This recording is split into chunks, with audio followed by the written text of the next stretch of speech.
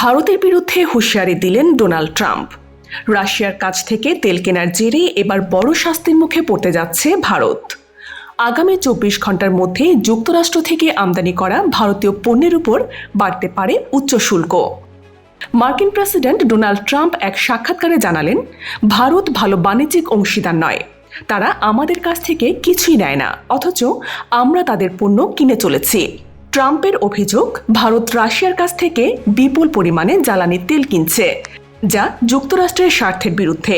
এর আগেও ট্রাম্প একটি নির্বাহী আদেশে ভারতের পণ্যের উপর ২৫% শুল্ক আরোপ করেছিলেন। এবার সেটা আরও উল্লেখযোগ্য পরিমাণে বাড়ানোর ইঙ্গিত দিয়েছেন তিনি। সিএনবিসিকে দেওয়া সাক্ষাৎকারে ট্রাম্প বলেন, আগামী ২৪ ঘন্টার মধ্যে শুল্ক বাড়াবো। রাশিয়ার তেল কেনার দায়ে ভারতকে খেসারত দিতে হবে। ৭ আগস্ট থেকে এই নতুন শুল্ক কার্যকর হতে যাচ্ছে, আর তার আগেই ভারতকে চাপের মুখে ফেলতে চাইছেন ট্রাম্প। অন্যদিকে ভারত এখনও অনড়। নয়াদিল্লি জানিয়ে দিয়েছে, রাশিয়ার কাছ থেকে তেল কেনা বন্ধ করবে না। তেল শোধনাগারগুলোকে এখনও কোনো নিষেধাজ্ঞা দেয়নি ভারত সরকার। তেলের রাজনীতিতে উত্তপ্ত হয়ে উঠেছে ভারত যুক্তরাষ্ট্র সম্পর্ক।